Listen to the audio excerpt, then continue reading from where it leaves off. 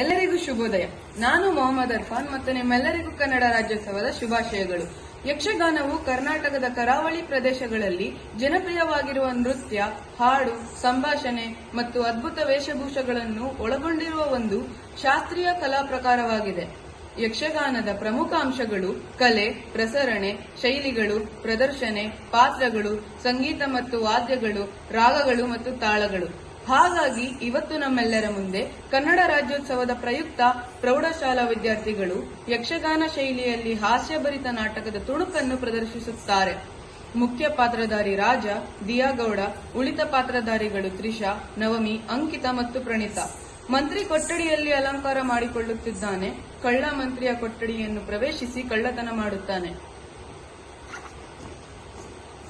ಆಹಾ, ಈ ಸುಂದರವಾದ ಹುಡುಗ ಯಾರು? ನಾನೇನ? ದೇವರ ಕಲೆ ಎಂದರೆ ಇದೇ ಇರಬಹುದು.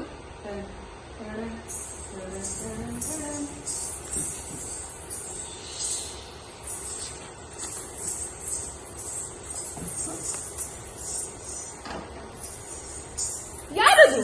ಯಾರಲ್ಲಿ? ಅಯ್ಯೋ, ನನ್ನ ಉಂಗುರ ಕಾಣಿಸುತ್ತಿಲ್ಲ. ಅಯ್ಯೋ, ನನ್ನ ಮಾವ ನನಗೆ ಪ್ರೀತಿಯಿಂದ ಕೊಟ್ಟ ಉಂಗುರ ಕಾಣಿಸುತ್ತಿಲ್ಲ. ಮಹಾರಾಜರೇ, ಮಹಾರಾಜರೇ, ಮಹಾರಾಜರೇ! ರಾಜನ ಪ್ರವೇಶ ಮಂತ್ರಿಮಂಡಲದ ಸಭೆ.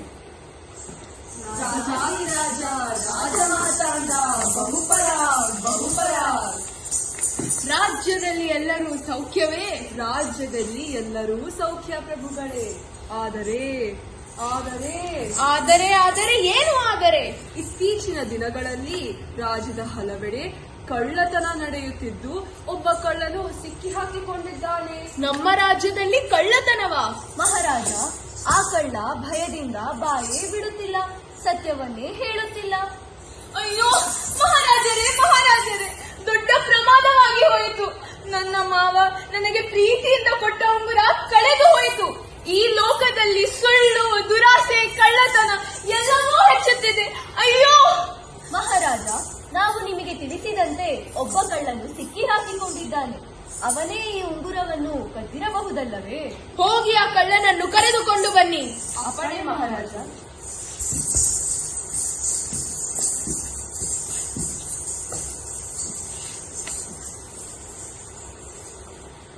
ನನ್ನನ್ನು ಬಿಡಿ, ನಾನು ಯಾವುದೇ ತಪ್ಪನ್ನು ಮಾಡಿಲ್ಲ. ಬಾಯಿ ಮುಚ್ಚಿಕೊಂಡು ಬಾ. ಮಹಾರಾಜ, ಇವನೇ ಆ ಕಳ್ಳ. ಮಹಾರಾಜರೇ, ನನ್ನನ್ನು ನಂಬಿ, ನಾನು ಯಾವುದೇ ತಪ್ಪನ್ನು ಮಾಡಿಲ್ಲ. ನಾನು ನಿರಪರಾಧಿ. ಮುಚ್ಚು ಬಾಯಿ. ಮಂತ್ರಿಗಳೇ, ನಿಮ್ಮ ಉಂಗುರ ಹೇಗಿತ್ತು ಎಂದು ವಿವರಿಸುವಿರಾ? ಅದು ವೃತ್ತಾಕಾರವಾಗಿ. ಅಯ್ಯೋ, ನಾನು ಕದ್ದಿರುವ ವಸ್ತುವು ವೃತ್ತಾಕಾರವಾಗಿದೆ ಅಲ್ಲವೇ? ಅದು ಚಿನ್ನದ ಬಣ್ಣದಿಂದ ಕೂಡಿದೆ. ಚಿನ್ನದ ಬಣ್ಣದೂ ಆಗಿದೆ. ನಾನೇ ಕಳ್ಳ ಎಂದು ಗೊತ್ತಾದರೆ ನನಗೆ ಕಠಿಣವಾದ ಶಿಕ್ಷೆಯೇ ಆಗುತ್ತದೆ. ಕಳ್ಳ, ನೀನು ಕದ್ದಿರುವ ವಸ್ತುಗಳನ್ನು ತೆಗೆದುಕೊಂಡು ಬಾ. ಕ್ಷಮಿಸಿ ಮಹಾರಾಜರೇ, ನಾನು ಒಂದಲ್ಲ 10 ಉಂಗುರಗಳನ್ನು ಕದ್ದಿದ್ದೇನೆ. ಏನು? 10? ಹೋಗಿ ತೆಗೆದುಕೊಂಡು ಬಾ. ಮಂತ್ರಿಗಳೇ, ಅವನೊಡನೆ ಹೋಗಿ ತೆಗೆದುಕೊಂಡು ಬನ್ನಿ. ಅಪ್ಪಣೆ ಮಹಾರಾಜ.